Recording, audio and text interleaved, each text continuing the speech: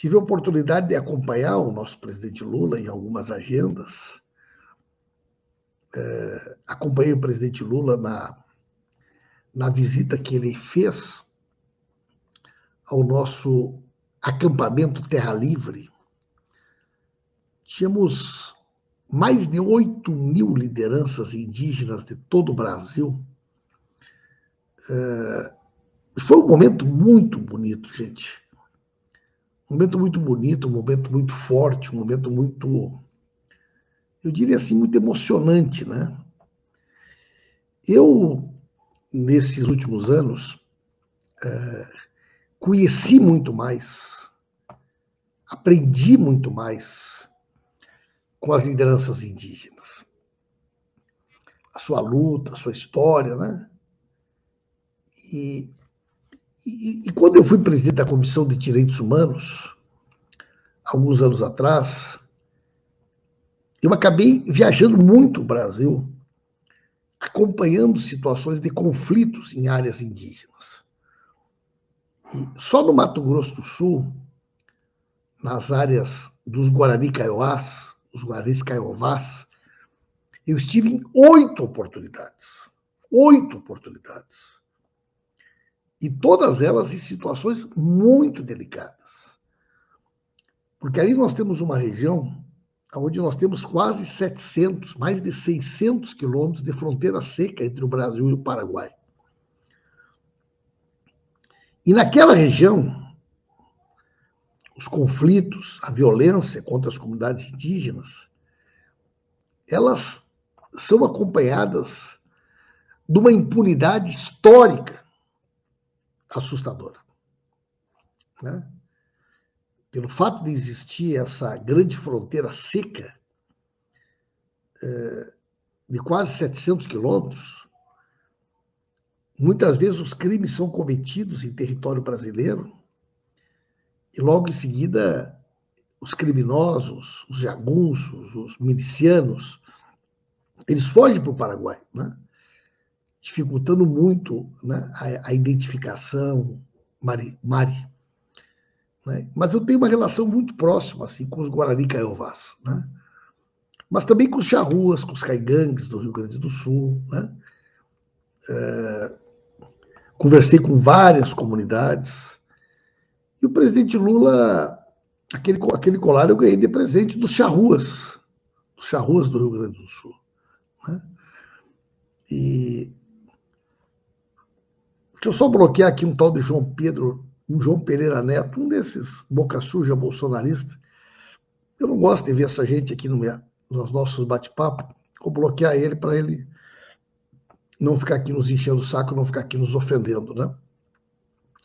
Boa noite, Claudete, minha querida amiga Claudete, nossa grande liderança, né, da enfermagem do Rio Grande do Sul e do Brasil. Mas foi muito bonito, viu, gente? Foi muito bonita essa presença, né, do Lula no acampamento Terra Livre. Depois,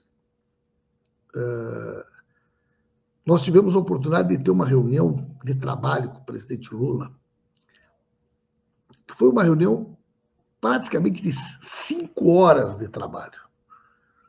Um grupo pequeno, Caio Timan, lideranças do PT, lideranças da Fundação Perseu Abramo, uma representação da Câmara, uma representação do Senado. E nessa reunião nós tivemos a oportunidade de passar estado por estado, né? Fazendo um balanço de cada um dos estados, aprofundando o debate sobre cada um dos estados, fazendo uma avaliação, né, do momento político que a gente está vivendo no Brasil. E isso sempre é muito bom, gente. A gente poder fazer essa leitura, fazer essa avaliação junto com o Lula, nos engrandece muito. Porque o presidente Lula, minha cara Iris Costa, é uma pessoa que conhece muito o Brasil. Eu conheço muitas lideranças, né? Mas eu não conheço ninguém, né? Meu caro Boca, Luiz Felipe Chervensky Pereira, vou explicar. O Boca faz uma pergunta interessante. O que explica o crescimento do Bozo nas pesquisas? Vou falar sobre isso, Boca. Vou falar sobre isso. Ótima pergunta. Mas eu estava dizendo que o presidente Lula é uma pessoa que conhece muito o Brasil. O presidente Lula, desde o processo de construção do PT, ele sempre foi uma pessoa que viajou muito pelo Brasil. E não é uma pessoa que viaja só para as capitais. O Lula sempre gostou de viajar para o interior, de falar com as pessoas, de conhecer a realidade do povo, né? E quando o presidente Lula foi levado para Curitiba, e eu conversei com ele uma vez, antes dele ir para Curitiba, ele falou: presidente, o que o senhor quer que nós façamos? E ele me disse: vocês têm que ser minhas pernas, vocês têm que ser minha voz, vocês têm que viajar pelo Brasil. E ele falou para mim: você, para ser um bom dirigente político, para ser um líder político, você tem que conhecer o Brasil. E você conhece o Brasil conhecendo o povo brasileiro. E você conhece a alma do povo brasileiro olhando nos olhos das pessoas. Os olhos são o retrato da alma. E eu sempre ouvi muito Lula. É por isso que eu sempre viajei muito. Quando eu era líder da bancada do PT, eu fiz várias viagens pelo Brasil, sem o Lula. Sem o Lula. Eu fazia caravanas do Lula sem o Lula. Lula lá em Curitiba e eu viajava. Eu fui para o Pará, eu fui para o Amazonas, eu fui para o Mato Grosso do Sul, eu fui para o Mato Grosso, eu fui para Goiás, eu fui para Santa Catarina, eu fui para o Paraná, eu fui para Minas Gerais, eu fui para o Rio de Janeiro, eu fui para São Paulo, eu fui para Bahia, eu fui para Pernambuco, eu fui para Sergipe, né? Os olhos são a janela da alma, exatamente, Maria. Né? Os olhos são a janela da alma. Então, quando a gente, Bibi Segato, vou logo a Ronda Alta, vou marcar uma ida aí a Ronda Alta, Bibi. Né? Então, o presidente Lula, estar com o Lula sempre é uma coisa muito inspiradora. Então, para mim, essa semana foi muito, muito marcante, assim, muito legal por ter tido essa oportunidade. Agora, o que eu queria comentar com vocês é o processo de degradação, né? É um processo de desqualificação que mergulhou total o bolsonarismo e o Bolsonaro. Porque, vejam bem, gente, escutem o que eu quero dizer para vocês.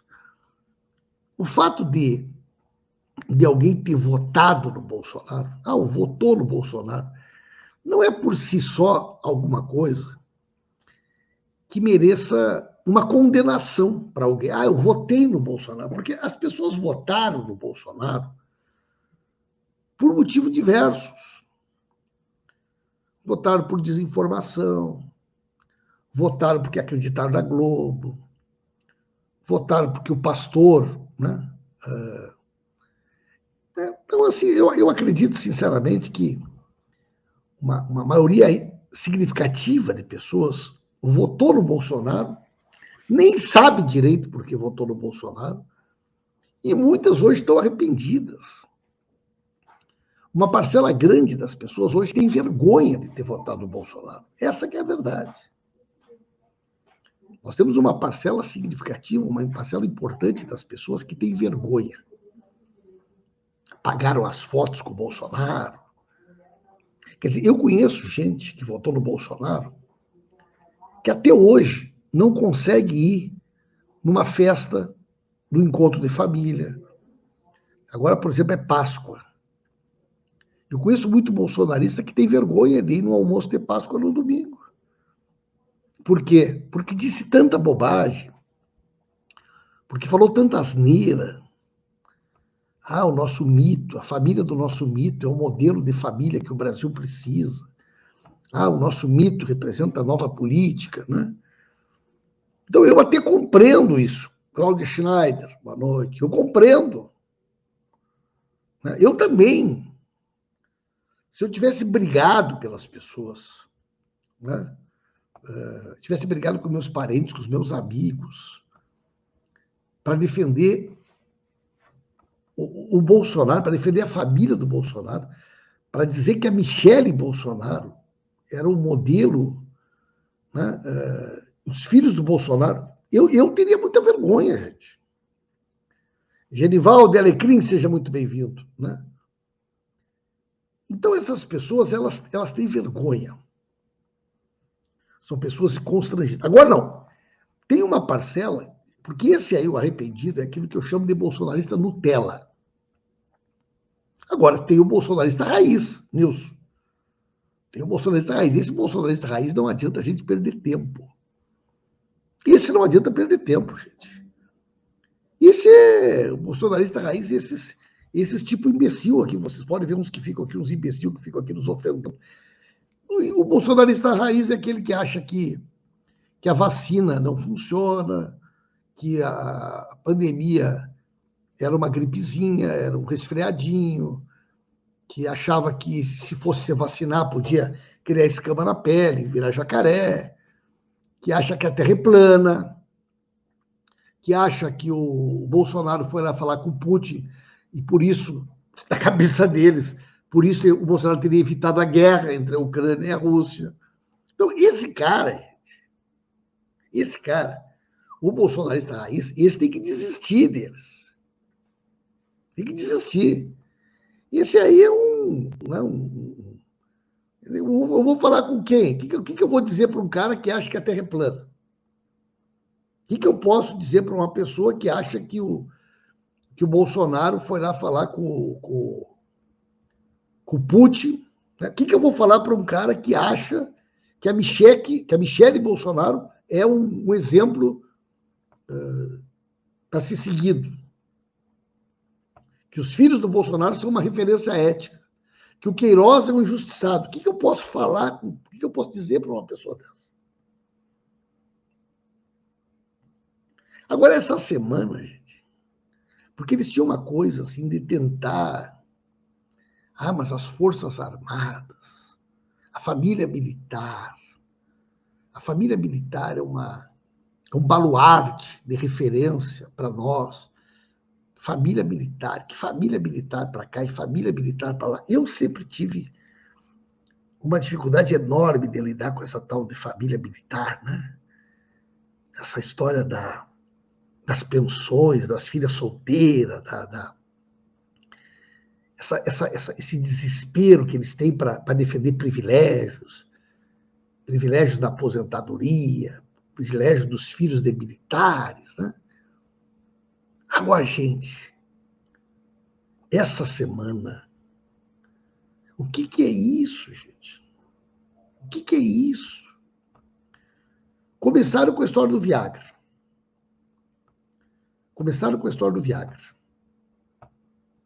Gente, o plano de saúde dos militares, uma boa parte do plano de saúde dos militares é com dinheiro do Caixa do Tesouro. Somos nós que pagamos. Somos nós que pagamos o plano de saúde dos militares. Nós, eu, vocês, todo mundo. Nós que pagamos o plano de saúde dos militares. Né? Tá. Agora eles vêm aqui para dizer o seguinte: vocês acham certo? Bom, primeiro começou com o negócio de leite condensado, chantilly, bacalhau, salmão, filé mignon, cerveja, uísque, vinho, espumante, sorvete, chantilly. Gente, pensa o seguinte, pensem comigo vocês. Pensem vocês comigo, sem preconceito. Só me ouçam.